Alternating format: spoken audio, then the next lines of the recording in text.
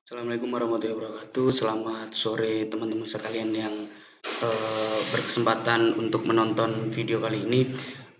Sebelumnya kami dari kelompok 5 Hak Asasi Manusia dalam kajian hubungan internasional akan mencoba mengupas terkait Convention Against Torture atau biasa disebut konvensi anti penyiksaan atau penindasan. Mungkin ada 3 di antara kami nantinya yang akan membahas terkait sejarah dan nilai dasar konvensi dan juga dampak dari konvensi ini. Ya mungkin nantinya dari teman-teman sekalian yang haus akan ilmu ini bisa menonton lebih seksama lagi agar nantinya ilmu yang didapat bisa seutuhnya. Oke, sebelum lebih jauh, kami akan mencoba memperkenalkan anggota kelompok kami. Yang pertama ada saya sendiri, Pak Eka Kusuma, yang bertugas nantinya akan membahas sejarah dari konvensi ini, dan yang kedua ada Dinda Maria Kristiana, yaitu yang akan menjelaskan nilai-nilai dasar konvensi, dan yang ketiga adalah Martinus Teja Kusuma yang nantinya akan membahas terkait dampak dari konvensi ini. Mungkin bisa langsung lanjut saja masuk ke materi sejarah. Oke, masuk ke dalam poin sejarah. Mungkin dari secara singkatnya dari konvensi ini adalah terkait persetujuan dari Majelis Umum PBB juga yang dulunya pada tanggal 9 Desember 1975 itu juga telah menyetujui bahwasannya adanya deklarasi tentang perlindungan semua orang dari penyiksaan dan perlakuan atau penghukuman lain yang kejam yang tidak manusiawi. Maka dengan hal ini PBB lebih serius dalam menanggapi ini dengan adanya deklarasi pengesahan konvensi anti penyiksaan pada tanggal 26 Juni 1987. Yang mungkin juga sebelumnya dari Indonesia sendiri ada Undang-Undang Dasar 1945 yang menyatakan bahwasannya tidak boleh adanya perlakuan yang merendahkan derajat manusiawi, sehingga pada tanggal 23 Oktober 1985 pemerintah Republik Indonesia juga menandatangani konvensi ini. Lebih jauhnya lagi, pada tanggal 28 September 1998 Indonesia juga meratifikasi konvensi anti penyiksaan dalam bentuk undang-undang nomor 5 tahun 1998 yang nantinya bisa teman-teman searching, yang mana hal ini berkaitan dengan menentang terkait penyiksaan dan perlakuan atau penghukuman lain yang kejam, tidak manusiawi atau merendahkan martabat manusia. Akan tetapi saya di sini melihat bahwasannya Indonesia tidak serius dalam menghapus praktik penyiksaan di Indonesia ini. Pasalnya di mana kasus penyiksaan dan impunitas terhadap para pelaku di Indonesia masih saja terus berulang kali.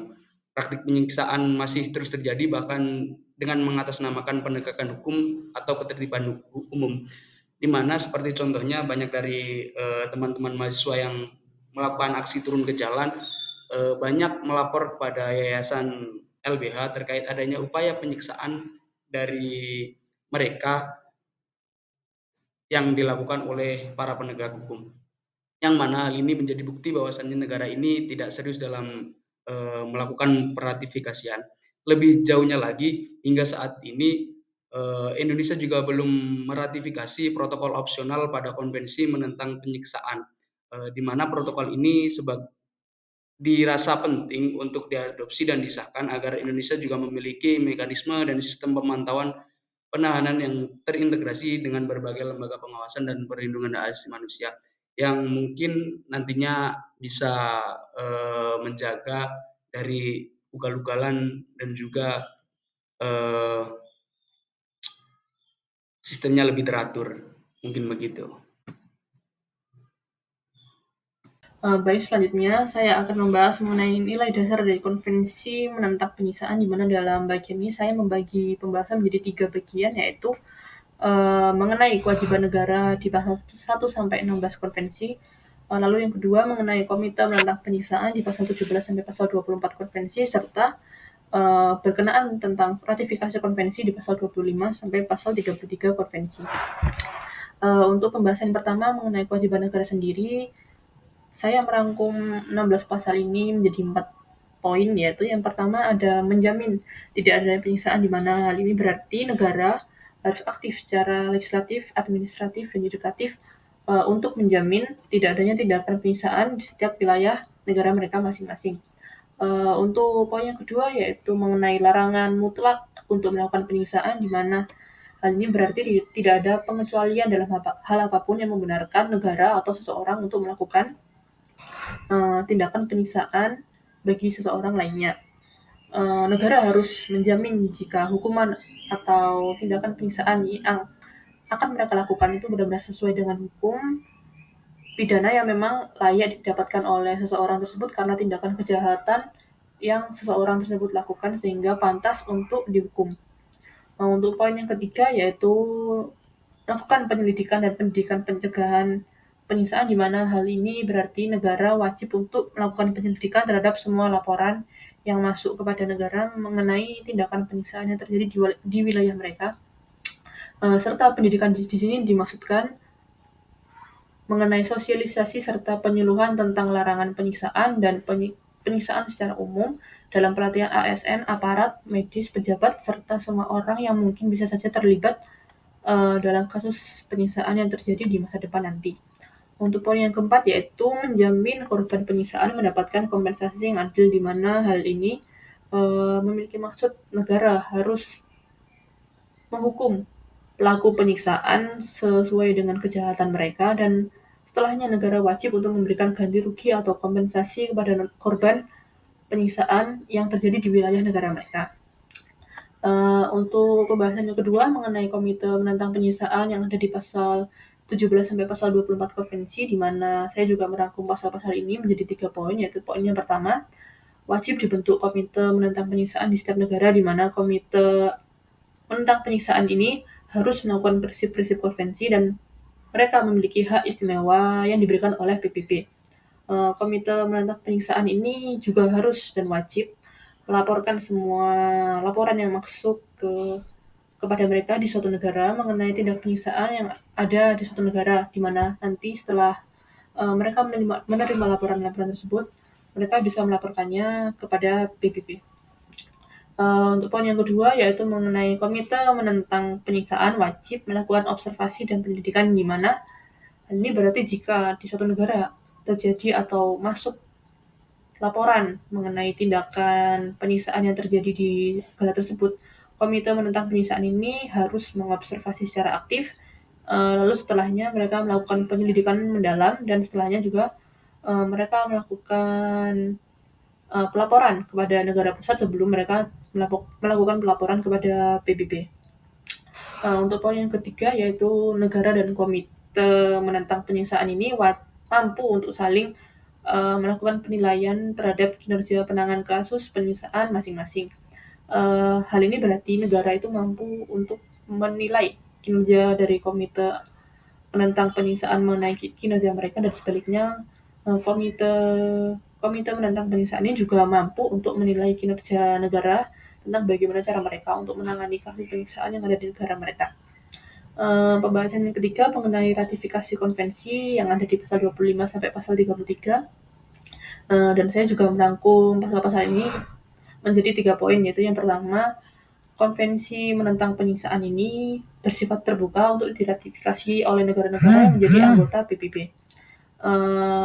Bersambung ke poin yang kedua, jika negara memutuskan untuk meratifikasi konvensi, negara harus mematuhi setiap ketentuan yang ada di dalam konvensi. Hal ini juga berarti jika terdapat salah penafsiran mengenai makna konvensi atau terjadi permasalahan yang berat di suatu negara mengenai tindakan penyiksaan, negara dapat membawa kasus mereka ke Mahkamah Internasional supaya ditangani lebih baik lagi begitu. Untuk poin yang ketiga, negara bisa berhenti meratifikasi konvensi, di mana negara bisa menarik diri mereka dari konvensi. Namun jika mereka ingin menarik diri mereka dari konvensi menentang penyiksaan ini, mereka harus memberikan laporan kepada Sekjen PBB. Setelahnya Sekjen PBB akan memberitahu negara-negara lain tentang siapa yang sudah atau tidak lagi meratifikasi konvensi. Selanjutnya adalah dampak konvensi Convention Against Torture. Nah, CAT ini merupakan satu-satunya konvensi eradikasi penyiksaan yang bersifat binding. Setiap negara yang meratifikasi diwajibkan mengirim laporan setiap 4 tahun sekali. Meskipun demikian, PBB sebenarnya tidak memiliki cara yang kuat untuk membuat pemerintah-pemerintah di dunia itu mengubah kebijakan mereka. Namun, badan-badan perjanjian HAM dapat nge-pressure ya, bisa menimbulkan tekanan dari komunitas internasional dan mempermalukan pemerintah untuk mengikuti aturan yang ada. Nah, jika suatu negara yang masih menolak untuk bertindak sesuai dengan prinsip-prinsip hak asasi manusia ini, maka sebenarnya tidak banyak yang bisa dilakukan.